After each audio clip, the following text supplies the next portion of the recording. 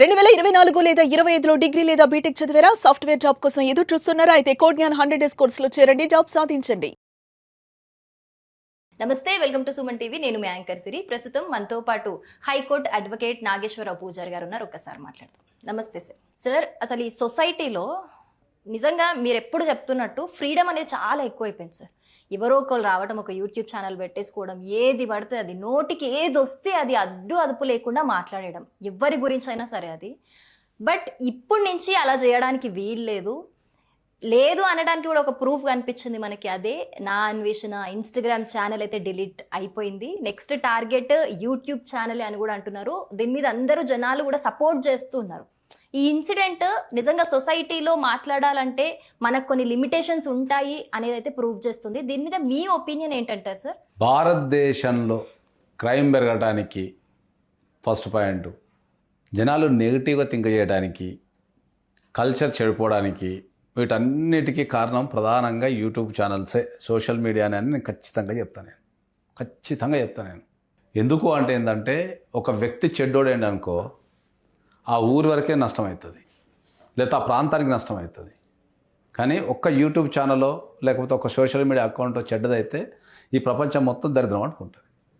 Okay, YouTube ఛానళ్ళు వాళ్ళు బతకడం కోసం, వాళ్ళ జీవనోపాధి పెంపొందించడం కోసమో లేకపోతే వ్యూస్ కోసమో, దేనికోసమో నెగిటివిటీని, బ్యాడ్ని విపరీతంగా ప్రొపగండా చేస్తున్నారు. ఇక థంబ్నెయిల్స్ అయితే మనం చెప్పాల్సిన అవసరమే లేదు, మీకు అందరూ తెలిసిన సత్యమే. థంబ్నెయిల్స్ అయితే ఎంత ఘోరంగా పెడుతున్నారంటే, ఎంత చిన్నపిల్లలు లేకపోతే ఒక మధ్య వయసులో ఉన్న వాళ్ళు కంట్రోల్ చేసుకునే వాళ్ళు ఆ థంబ్నెయిల్స్ చదివేసి అదే ప్రపంచం అనుకొని బతికేస్తున్నారు. ఒక అదృష్టం ఏంటంటే, ఇవాళ ఒక సోషల్ మీడియా అకౌంట్ ఇన్స్టాగ్రామ్ అనేది డిలీట్ చేయడం ద్వారా ఇది మిగతా సోషల్ మీడియాలకు కానీ లేకపోతే మిగతా యూట్యూబ్ ఛానళ్ళకు కానీ ఒక హెచ్చరిక లాంటిదని చెప్పేసి అయితే 100% చెప్పచ్చు. నేను అందరికీ రిక్వెస్ట్ చేసేది ఏంటి అంటే, దయచేసి ఏ సోషల్ మీడియా అయినా సరే, ఏ యూట్యూబ్ ఛానల్స్ అయినా సరే, మీరు అసత్యాన్ని ప్రచారం చేయటము, నెగిటివిటీని ప్రచారం చేయటము, లేకపోతే ఆ థంబ్నెయిల్స్ గలీజ్గా పెట్టడం లాంటివి చేసి, అంటే వ్యూస్ కోసం చేసి మీ క్యారెక్టర్ని దెబ్బతీసుకోకండి అని చెప్తున్నాను. ప్రతి ఒక్క యూట్యూబ్ ఛానల్కి, ప్రతి ఒక్క సోషల్ మీడియాకి సోషల్ రెస్పాన్సిబిలిటీ ఉంటుంది. కాబట్టి మీరు సమాజంలో మంచిని పెంపొందించే విషయాలు కానీ, ఒక విలువలు పెంపొందించే విషయాలు కానీ, ఒక మంచి చెప్పడం కానీ, ఒక విజ్ఞానాన్ని కానీ, ఓకే, అట్లాంటి వీడియోలు చేయండి తప్ప మీరు రకరకాల అసలు అయితే అప్పుడప్పుడైతే థంబ్నెయిల్స్ వస్తే అప్పుడప్పుడు చచ్చిపోవాలనిపిస్తుంది నాకు కూడా. థంబ్నెయిల్ ఒకటి ఉంటుంది, మ్యాటర్ ఒకటి ఉంటుంది. మ్యాటర్ ఒకటి ఉంటుంది. ఆ థంబ్నెయిల్ ఆ థంబ్నెయిల్ చెప్పింది ఇక అయిపోతుందా, ఇక అయిపోతుంది, అసలు థంబ్నెయిల్కి వాటికి సంబంధం ఉండదు.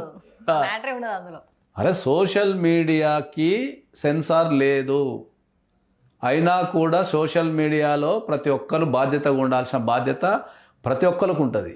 ఒక మంచిని పెంపొందించే విషయాలు, లేకపోతే ఒక విజ్ఞానాన్ని పెంపొందించే విషయాలు, ఒక వ్యక్తికి ధైర్యాన్ని పెంచే విషయాలు మీరు చెప్పాల్సింది పోయి అడ్డమైన చెత్త, బూతులు, ఓకే, ఒక వ్యవస్థ ఖరాబు కావడానికి ఎన్ని రకాల ప్రయత్నాలు చేయాలో అన్ని రకాల ప్రయత్నాలు ఈ సోషల్ మీడియాలో చేసేస్తున్నారు. నన్ను అడిగితే అసలు సోషల్ మీడియాను మొత్తం బ్యాన్ చేస్తే దేశం దెబ్బకు ఇండియాలో మొత్తం ప్రపంచంలో నెంబర్ 1 స్థానానికి పోద్దని చెప్తున్నాను. మళ్ళీ నాకు కింద కామెంట్ పెడతారు, మరి నువ్వు కూడా తెల్లవారు సోషల్ మీడియా కనిపించడం. కానీ సోషల్ మీడియా కనిపిస్తున్నా కానీ నేనైతే బూతుని వ్యాప్తం చేయడము, చెడ్డ విషయాలు చెప్పడం అయితే చేస్తాను నేను. ఎప్పుడైతే ఒక వ్యక్తిని కాపాడుకోమానో, లేకపోతే ఒక వ్యక్తికి అండగా నిలబడమనో, కుటుంబంలో పెంపొందించి వీడియోలో చేస్తున్నాం తప్ప మనైతే ఎప్పుడు చేస్తాను లేదు. ఇక రెండోది, మనోళ్ళు కూడా ఎట్లా తయారైన ప్రజలు కూడా ఏంటంటే, వీళ్ళు బూతులు మాట్లాడితే తప్ప, అందాలు ప్రదర్శించే తప్ప వీడియోలు చూస్తలేరు. మొన్న ఒక విషయంలో నా దాంట్లో చెప్తున్నా, ఒక జనాల మైండ్ సెట్ ఎట్లా తయారైంది అంటే ఏంటంటే, ఎవరో నేను ఒక వీడియో చేసిన, ఎవరికో నచ్చలేదు. అది నేను చేసే వీడియోలు అందరికీ నచ్చాలని రూల్ ఏం లేదు కదా, ఎవరికో నచ్చలేదు. అది నచ్చకపోతే వాళ్ళ పర్సనల్ లైఫ్లో ఏమైనా ఎఫెక్ట్ అయ్యి ఉండొచ్చు బహుశా. ఇంకా అది పేరు కూడా అంటే చెప్తా, వాళ్ళ పర్సనల్ లైఫ్లో ఎఫెక్ట్ అయ్యి ఉండొచ్చు. ఒక భార్యాభర్తల విషయంలో కోర్టు, సమాజం ఎట్లుంది, కోర్టు ఎట్లుందని ఒక వీడియో చేసిన నేను ఒక భార్యాభర్తల విషయం చెప్పేటప్పుడు ఏంటంటే, ఒక భార్యన్న భర్తను ఎవరొకరు బాధపడతారు. ఎందుకంటే నేను చట్టం చెప్పేటప్పుడు ఇప్పుడు అది ఒక సైడే చెప్పాల్సి వస్తుంది, 2 సైడ్లు చెప్పడానికి రాదు కదా.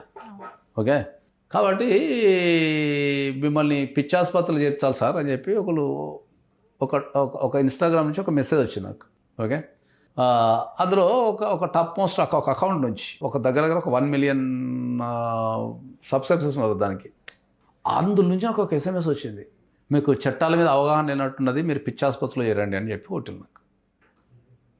Serious, this is a serious, ఇది చాలా సీరియస్గా తీసుకోవాల్సిన విషయం ఇది. ఎవరు సార్ వాళ్ళు? ఇక మనం ఇప్పుడు ఇక చెప్పి వాళ్ళని ఇబ్బంది పెట్టడం కానీ ఇది అవగాహన కోసం చెప్తున్నాను. ఇప్పుడు భర్త ఆస్తిలో భార్యకు వాటా లేదు ఈ దేశంలో అని చెప్పిన నేను. భర్త ఆస్తిలో భార్యకు వాటా లేదు ఈ దేశంలో, వాళ్ళు ఓన్లీ మెయింటెనెన్స్ తీసుకోవాలా లేదా అలిమోని తీసుకోవాలి తప్ప ఆస్తులలో వాటా లేదు అని చెప్పిన నేను. దానికి ఎవరికో ఒకరికి హట్ అయింది, మాకు ఆస్తుల వాటా లేదంటావా అని చెప్పేసి వాళ్ళకి చట్టాల మీద అవగాహన లేనట్టుంది. ఏం చేసిండు, నేను పిచ్చి ఆసుపత్రి చేర్చాలని, నీకు చట్టాల మీద అవగాహన లేదు, నిన్ను పిచ్చి ఆసుపత్రి చేర్చాలని పెట్టిండు. వాళ్ళు ఒక అడ్వకేటా?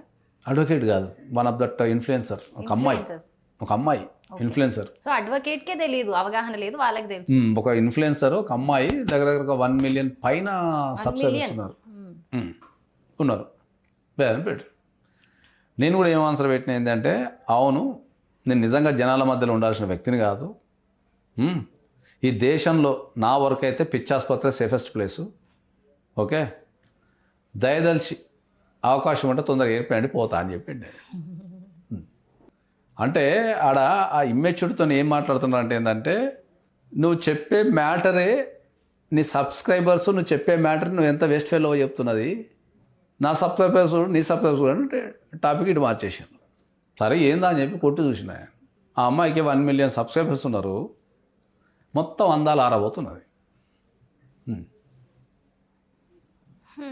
ఇక అందాలు ఆరబోతుంటే 1 మిలియన్ ఏమో సబ్స్క్రైబర్లో తప్పే ఉందో చెప్పు. నేను మెసేజ్ కొడదాం అనుకున్నా, అమ్మ నువ్వు ఆరబోస్తూ చూస్తున్నారు జనాలు, నువ్వు ఆరబోస్తే జనాలు చూసి నీకు 1 మిలియన్ అయ్యిండు, నేను ఆరబోస్తే ఎవరు చూడరు అని కొడదాం అనుకున్నా, కానీ గలీజ్ ఉంటుందని ఆపేసినాను. అంటే అక్కడ జనాలు ఎట్లా తయారైందంటే, ఈ సబ్స్క్రైబర్స్ కావాలి అనే ఉద్దేశంతో ఒక చెడు కంటెంట్ని కానీ లేకపోతే ఎక్స్పోజింగ్ కానీ చేసి నాకు ఇంత సబ్స్క్రైబర్స్ ఉన్నారు అని చెప్పుకుంటున్నారు. ఓకే, నేను నా ఇన్స్టాగ్రామ్లో కానీ నా ఫేస్బుక్లో కానీ యూట్యూబ్లో కానీ నేను ఎప్పుడు ఎవరిని కూడా నన్ను సబ్స్క్రైబ్ చేసుకోండి, బెల్ కొట్టండి, వచ్చి అతకపోండి అని ఎప్పుడు చెప్పలేదు. నేను ఎప్పుడు కూడా నా జీవితంలో చెప్పలేదు, నేను చెప్పను కూడా. నేను చెప్పే విషయం నీకు నచ్చి, ఓకే, నీకు చెప్పే విషయం నీకు నచ్చి నువ్వు కనుక అండగా నిలబడతా అంటే, సోషల్ మీడియా అనేది ఒక కనెక్టివిటీ కాబట్టి ఒక మంచిని పెంపొందించడానికి లేకపోతే మీలో మార్పు తేవడానికి, ఎందుకంటే నేను కొద్దిగా సమాజంలో ఒక పొజిషన్లో చెప్పగలిగే స్థితిలో ఉన్నా కాబట్టి మీ జీవితాలలో ఒక మంచిని పెంపొందించడానికి చేసే ప్రోగ్రామే తప్ప అందాలు ఆరబోసో లేకపోతే గలీజ్ టైటిల్ పెట్టో లేకపోతే బూతులు మాట్లాడో సమాజానికి వ్యతిరేకంగా మాట్లాడో దేవుళ్ళ మీద మాట్లాడో సబ్స్క్రైబ్స్ పెంచాలని అనుకోవడం లేదు. నాకు సబ్స్క్రైబ్స్ రాకపోయి నాకేముంది. సబ్స్క్రైబ్స్ రావటం రాకపోవడం అనేది అది వాళ్ళ ఇష్టం, అది వాళ్ళ స్వేచ్ఛ. అది వాళ్ళకి స్వచ్ఛందంగా నచ్చితే వాళ్ళు వస్తారు, లేదంటే రారు. కాబట్టి నేను ఏం చెప్తున్నా అంటే ఏంటంటే, సబ్స్క్రైబర్ల కోసము లేకపోతే సంపాదించడం కోసము, ఓకే, మనం ఇన్స్టాగ్రామ్లలో కానీ లేకపోతే ఇంకా మిగతా ఇతర సోషల్ మీడియాలో కానీ మనం ఆ నెగిటివ్ టైటిల్సో థంబ్నెయిల్సో ఇంకా ఎక్సో వైయో జెడో పెట్టి జనాలలో ఒక విషబీజాన్ని కానీ వాళ్ళలో ఒక చెడు ప్రవర్తన కానీ పెంపొందించే పనులు చేయకండి అంటున్నాను నేను. నా అన్వేషణ గురించి అయితే ఒక విషయాన్ని ఖచ్చితంగా చెప్పగలుగుతాను. 2 విషయాలు చెప్పగలుగుతాను. ప్రపంచం అంతా తిరగటం అనేది not a easy task, easy task. దానికి చాలా ధైర్యం కావాలా, ఓపిక ఉండాలా, డబ్బు కావాలా, రకరకాలుగా ఉండాలా. Okay, that's not a easy task.